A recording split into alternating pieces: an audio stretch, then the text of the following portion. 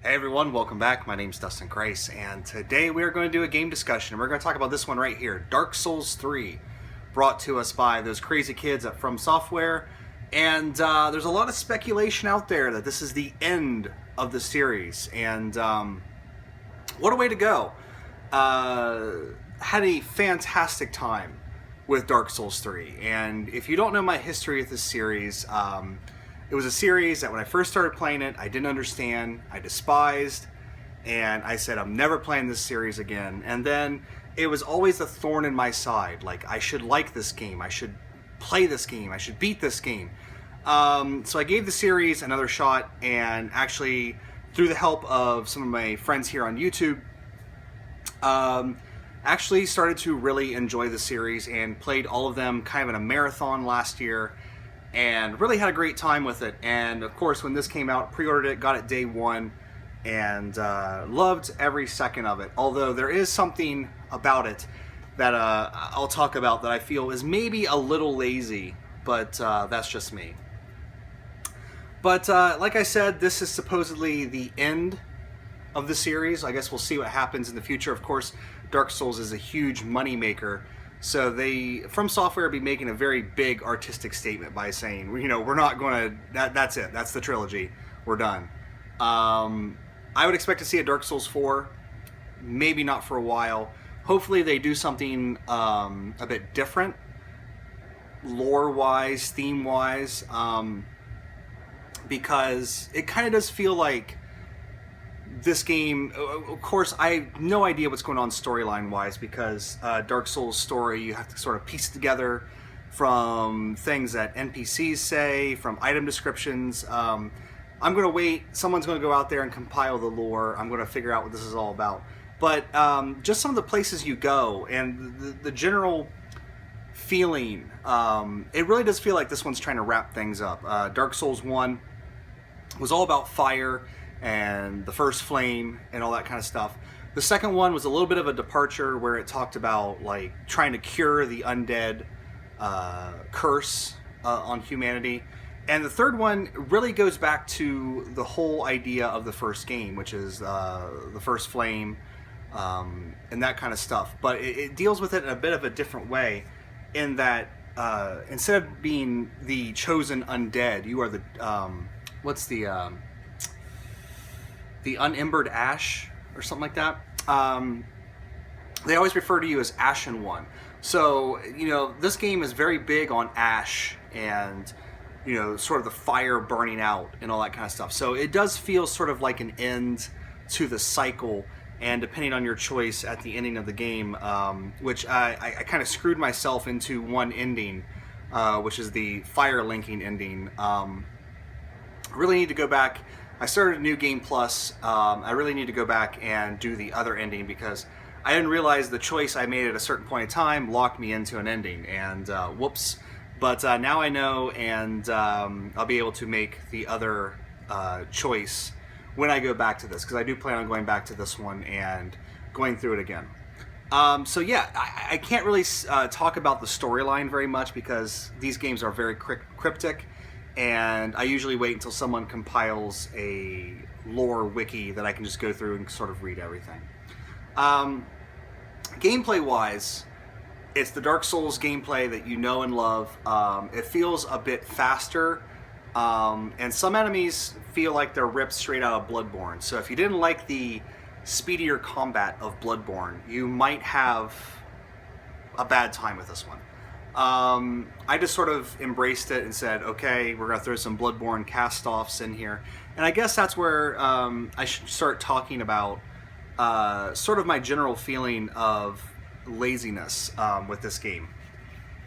And I'm not so much talking about the reused areas from Dark Souls 1. Some places look very much like areas in Dark Souls 1. Some places are straight up from Dark Souls 1. Spoiler alert, sorry. But the problem I have with it is a lot of the environments looks like they just took assets from Bloodborne and created areas in Dark Souls out of the assets from Bloodborne. And I guess that's fine. It means we got a game quicker. But at the same time, it's nothing to do with the gameplay. It's more to do with the aesthetics and the graphics. And I really should be talking about it at that point in time. But it came in my head. I should do it. But you know, Demon Souls, Dark Souls, and Dark Souls 2 seem to have a very specific atmosphere. And then Bloodborne came out, and it had almost kind of a completely different atmosphere. And then when Dark Souls 3 comes out, and of course this might be supposedly the culmination of the series, so it would make sense to put some things in there from Bloodborne to sort of have that thrown in as well, because Bloodborne is kind of considered part of the Souls series. So in that regard, it makes sense. But if you're just looking at Dark Souls 1, 2, and 3, and you've played Bloodborne, it just seems like they used some stuff that they created for Bloodborne. Fuck it. Throw it into the game, and we'll get this game out quicker. That's really one of the only criticisms I have with Dark Souls 3. It's just that the using of Bloodborne assets, it feels slightly off. And, I mean, there are enemies in the game, like the Hunters, or not the Hunters, the Abyss Watchers, that look straight up pulled out of Bloodborne. And, again, it could be them trying to culminate the entire series into one game. And if that's the idea, then fine. Okay, I understand. But if it's just, we have all these tri-corner hats lying around, I don't know, let's put them on some enemies and just put this game out real fast. That's what I have the problem with. And I don't know if I'll ever get a satisfactory answer to that. But it's just something that kind of rubbed me the wrong way. It's not going to affect your enjoyment of the game. I'm just kind of like, oh, welcome back to Yharnam. I mean, whatever this town's called, you know? It's just, it's kind of weird in that way. But it doesn't affect the game at all. So, but that's my big gripe with it. Now we can get back to the gameplay.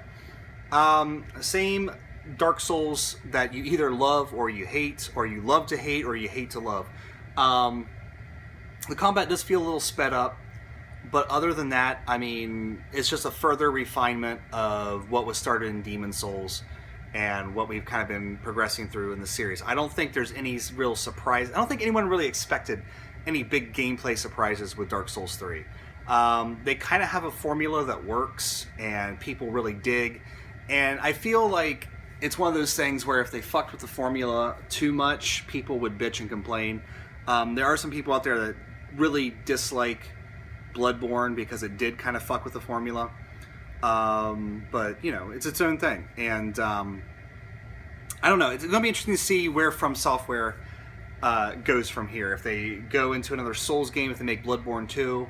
It's hard to say. But, you know, if you, by this point in time, you know, this is the 5th game in the series. If by now you don't know what the gameplay is like in Dark Souls, you know, you've kind of been living under a rock. Even if you've never played one, you kind of know that it's a sort of a tough as nails. Although I don't really know if this one's, like, a lot of people say Dark Souls 2 is the easiest game in the series. This one I actually kind of burned through. There was a few bosses where I finally got just fed up and said, you know what, fuck it, I'm summoning somebody. But a lot of the bosses I soloed, and I died a lot in the game, but I never really felt that insurmountable feeling that I got playing Demon Souls and Dark Souls 1. I don't know if that's just me getting better as a player of this style of game, or if this game is actually easier. Other people would be able to tell you that. But you know, the tough as nails, third-person action RPG that you really have to think and wait for your opening when attacking. If you play this like Devil May Cry, like I did with Demon Souls back in the day, you're going to have a bad time. So you have to be very methodical in your approach to this game. I played as a melee character, which I used to never do because I like to have that ranged magic to sort of keep enemies off me. But I was a melee character, a melee knight with, I had a bow, and there goes the cats.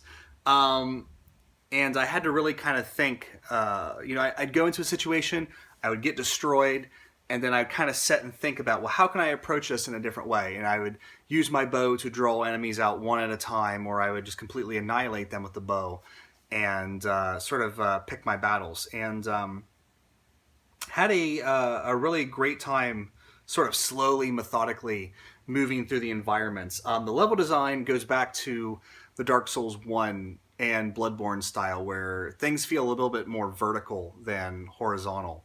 And you'll always find shortcuts. And whenever you find a shortcut from your bonfire to the boss, and you open it up, and you go back to that bonfire, and you're like, oh yes, it's time to wreck shit. There is a really great feeling with that, because even though you're going to go into the boss battle the first time and get your ass kicked, you have that shortcut, and you can, make it back relatively easy to get your souls back.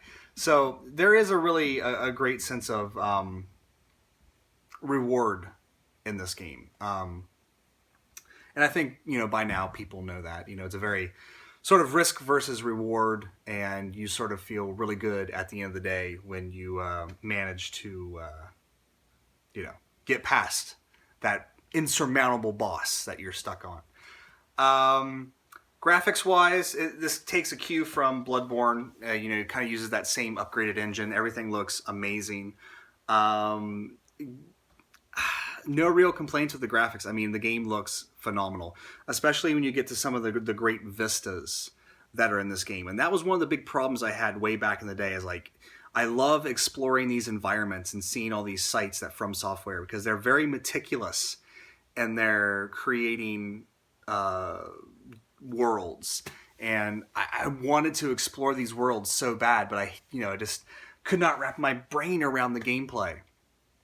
And it's such a great thing when you go to a new place and you just kind of look around in awe at this area and the level design, and just there's sometimes where like a moon is out and it just looks gorgeous, or there's like an eclipsed sun and it looks amazing, and you're just like, this is why I play this game, to see these things. So the graphics, of course, using the same engine as as Bloodborne. Of course, it's going to look amazing. Music-wise, the same sort of, ambient, mournful soundtrack when the music does kick in. But for the most part, really what you're dealing with is just ambient noise of the locations or enemies, slogging around. So the music, even though the game, the Day 1 edition does come with a soundtrack, the music is kind of far and in between. Specifically with boss battles, you'll have some really great songs, but for the most part, it's a very quiet, somber journey through this world. But that being said, Dark Souls 3, the fifth in the series, if you go from Demon Souls to Dark Souls 2, Bloodborne, and then Dark Souls 3, you got 5 games in the Souls series. And, by now, I feel like people should know what they're getting into. And maybe that's part of the reason why I had such an easy time with Dark Souls 3. I know what I'm getting myself into. I know I'm going to die a lot. I've accepted that fact. And there was a few times where I had a boss down to like just a sliver of health, and I made a stupid greedy move and I died, and I'd get really upset and really curse the screen and all that kind of stuff. But then I'd dust myself off, go back and try again. And when you finally beat that thing, there is a very big feeling of I did it. So yeah, Dark Souls 3, it's not a big surprise like, oh my god, this is the greatest game ever. By this point in time with it, I'm like, yes, they did another one, and it's really good, fantastic. But in terms of like blowing me away with everything, it didn't really do it. But that's because it's the 5th game in the series, not because it's a bad game or it lacks anything.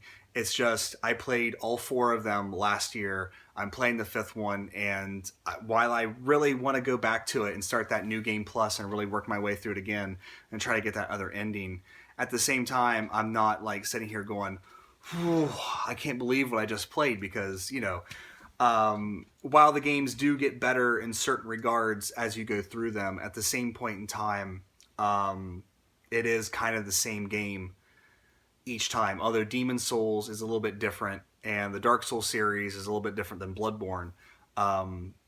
You kind of do maybe get a little bit of series fatigue. And, Dark Souls 3, great fucking game. Great fucking game.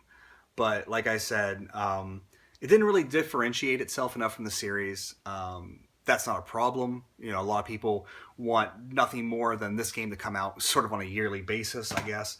But I had a really great time with it. It probably is my favorite game I've played so far this year, which is not a whole hell of a lot because I'm finding it a hard time finding time to play games every now and then. But that being said, I really do look forward to going back to it. If it suffers from anything, it suffers from a little bit of cribbing too much from Bloodborne and just the overall, like, yes, they did another one and it's fantastic. But, it's not like, blah, it's just like, yeah, they did another one and it's great. So, that being said, I guess that's the end of this review. Not review, we don't do reviews here. We do discussions. We talk about it. Gosh, it's sitting right there, and I just want to go out and throw it on my PS4, but I need to get the Trails of Cold Steel. I need to get that done, because that's like a 70-hour game, and I'm like 8 hours into it, so I got a really long time to go with that one. So I need to go upstairs and get knocking on that. But anyway, guys, that is it for Dark Souls 3. Another fantastic game, but at this point in time, no one should be surprised by that. Like, I would be more surprised if they just completely whiffed on Dark Souls 3 and it was awful.